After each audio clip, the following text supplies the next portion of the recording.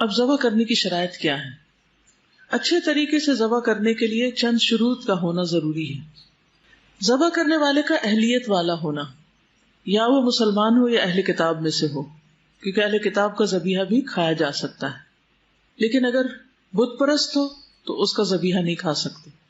یعنی اگر آپ کسائی بلا رہے ہیں تو وہ مسلم ہونا چاہیے، نمازی ہونا چاہیے، یا پھر اہل کتاب میں سے ہونا چاہیے۔ نماز مسلمان ہونے کے لیے شرط ہے نا، تو آپ ضرور کسائی سے پوچھیں نماز پڑھتا کہ نہیں۔ اسی طرح مرتد کا ذبیحہ بھی جائز نہیں، کہ ایک شخص سو کالڈ مسلم ہے لیکن وہ اسلام کے خلاف باتیں کرتا ہے، نبی صلی اللہ علیہ وسلم کا مذاق اڑاتا ہے یا دین کی چیزوں کا مذاق اڑاتا ہے، تو اس سے بھی ہوشیار رہیں۔ اور یہ نمازی کی شرط جو ہے یہ امام نووی نے لگائی ہے، الاربعین النوویہ والے جو ہیں۔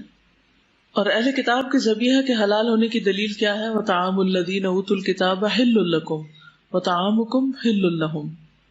اہل کتاب کا کھانا تمہارے لیے حلال اور تمہارا کھانا ان کے لیے۔ ابن عباس کہتے ہیں کہ طعام سے مراد ما ذبحوہ، وہ کھانا ہے جس کو انہوں نے ذبح کیا ہو، اگر ذبح نہیں کیا تو وہ نہیں کھا سکتے۔ کیونکہ بعض لوگ یہ کہتے ہیں کہ ٹھیک ہے کرسچنس کے گھر سے کچھ بھی کھا سکتے ہو سکتا ہے انہوں نے خنزیر پکا رکھا ہو، پھر تو ایسی صورت میں سے آنکھیں بند کر کے نہیں کھایا جا سکتا۔ طعام سے مراد جو انہوں نے صحیح حلال چیز کو پکایا ہوا ہو۔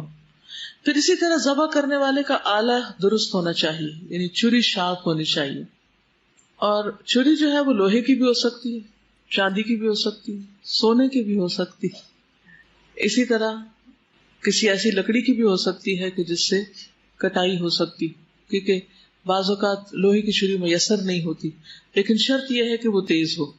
دانت اور ناخن کے علاوہ جو چیز جانور کا خون بہا دے، دانت اور ناخن، اور اس پر اللہ کا نام بھی لیا گیا ہو، اسے کھایا جا سکتا ہے۔ ما انہر الدم وذکر اسم اللہ علیہ فکلوہ۔ پھر چھری کی دھار کو تیز کرنا لازم ہے، کیونکہ اس سے ذبیحہ کے لیے آسانی ہوتی۔ اگر کوئی ذبح کرنے والا کسی ایسی چیز سے ذبح کر رہا ہے جس سے جانور کو بہت تکلیف ہو رہی ہے تو ذبح کرنے والا گناہگار ہوگا، ایسا کرنا ظلم ہے۔ تو چھری کو اچھی طرح تیز کرنا چاہیے۔ اسی طرح جانور کے سامنے چھری نہیں تیز کرنی چاہیے۔ عبداللہ ابن عباس کہتے ہیں کہ رسول اللہ صلی اللہ علیہ وسلم ایک آدمی کے پاس سے گزرے جو اپنا پاؤں بکری کے پہلو پر رکھ کر چھری تیز کر رہا تھا، یعنی بکری لٹائی ہوئی تھی اور اس کے منہ کے سامنے چھری تیز ہو رہی تھی، اور وہ اسے کنکھیوں سے دیکھ رہی تھی، یعنی بکری دیکھ رہی تھی کہ چھری تیز ہو رہی۔ آپ نے فرمایا یہ کام پہلے کیوں نہیں کیا؟ کیا تو اسے 2 دفعہ ذبح کرنا چاہتا ہے؟ یعنی یہ بیچاری دیکھ رہی ہے کہ ذبح ہونے والی ہے اور پھر اس کے بعد تم اسے ذبح کرو گے تو یہ طریقہ ٹھیک نہیں۔ اسی طرح ایک جانور کے سامنے دوسرا جانور ذبح نہیں کرنا چاہیے۔ ابن قدامہ کہتے ہیں کہ ایسا کرنا مکروہ ہے کہ ایک بکری ذبح ہو رہی ہو اور دوسری اس کو دیکھ رہی ہو۔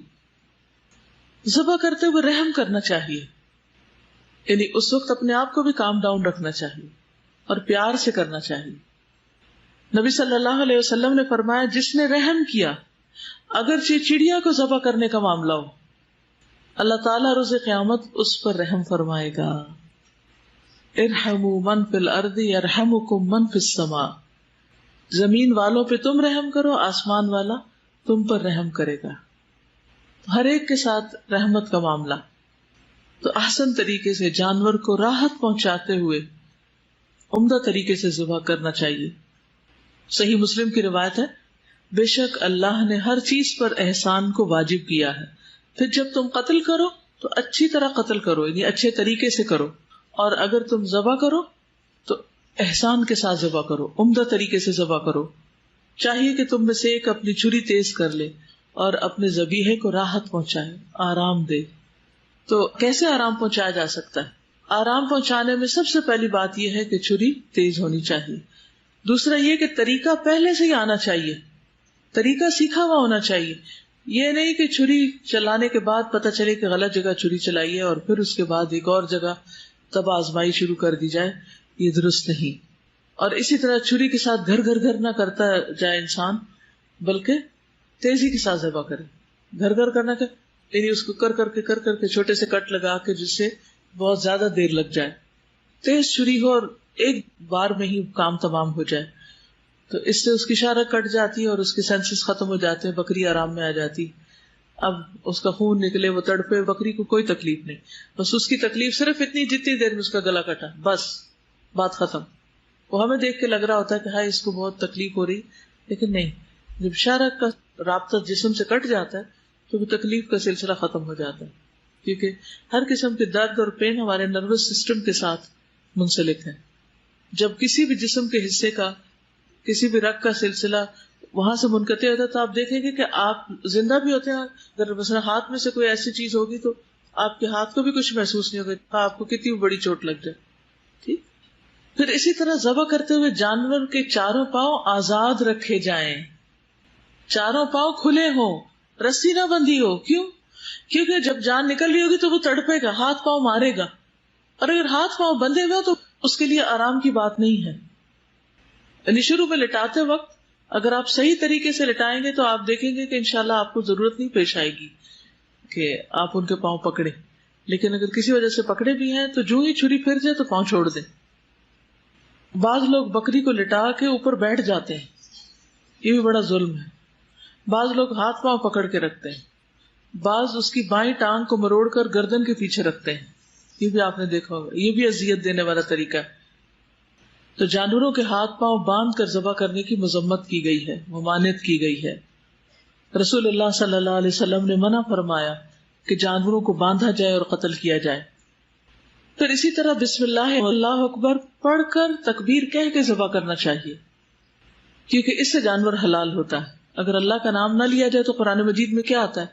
وَلَا تَأْكُلُوا مِمَّا لَمْ يُذْكَرِ اسْمُ اللَّهِ عَلَيْهِ، وہ چیز نہ کھاؤ جس پر اللہ کا نام نہ لیا گیا ہو. حدیث میں آتا ہے، صحیح بخاری کی روایت ہے، ما انہر الدم وذکر اسم اللہ علیہ فکل، جو چیز خون بہا دے اور ذبح کرتے وقت اس پر اللہ تعالیٰ کا نام بھی لیا گیا ہو تو اس کا گوشت کھانا حلال ہے. دو بڑی شرائط ہے ذبح کی، ایک خون بہانا اور دوسرا بسم اللہ پڑھنا.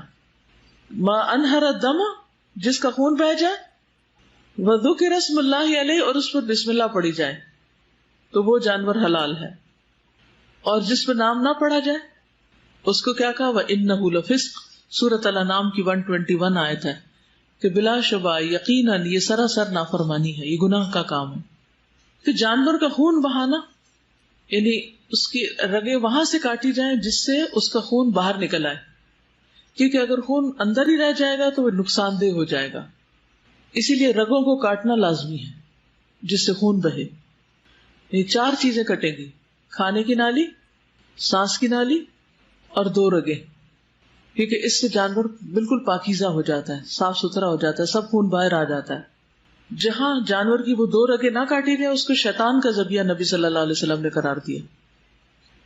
اونٹ کو بٹھا کے نہر نہ کیا جائے، اونٹ کو کھڑا کر کے نہر کیا جائے، نہیں ذبح کیا جائے، کیونکہ نبی صلی اللہ علیہ وسلم کا طریقہ یہی تھا. زیاد بن جبیر کہتے ہیں کہ میں نے دیکھا کہ عبداللہ بن عمر ایک شخص کے پاس آئے جو اپنا اونٹ بٹھا کر نہر کر رہا تھا. عبداللہ نے فرمایا اسے کھڑا کرو اور باندھو پھر نہر کرو، یہی رسول اللہ صلی اللہ علیہ وسلم کی سنت ہے.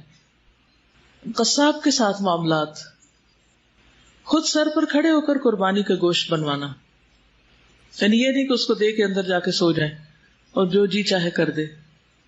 علی رضی اللہ عنہ روایت کرتے ہیں کہ نبی صلی اللہ علیہ وسلم نے ان کو حکم دیا کہ قربانی کے جانور کے پاس کھڑے ہوں. کن کو حکم دیا؟ حضرت علی کو، آپ کے داماد بھی تھے نا.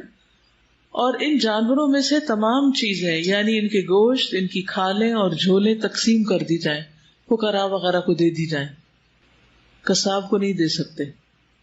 قصاب کو قربانی میں سے کوئی چیز بطور اجرت نہیں دی جا سکتی. ہاں بطور تحفہ کچھ گوشت اس کو بھی دے دیا جائے، اس نے کاٹا ہے، سب کچھ کیا، لیکن قیمت پہلے چکا لی جائے اور اس کے اوپر کوئی گفٹ کے طور پر آپ دینا چاہیں تو وہ دے سکتے ہیں.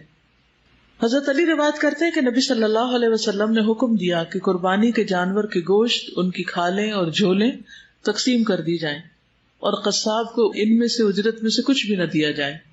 وہ کہتے ہیں کہ ہم قصاب کو اپنے پاس سے اجرت دیتے تھے، ٹھیک ہے، اور قربانی کی کھال اور جھول کو صدقہ کر دیا جاتا تھا.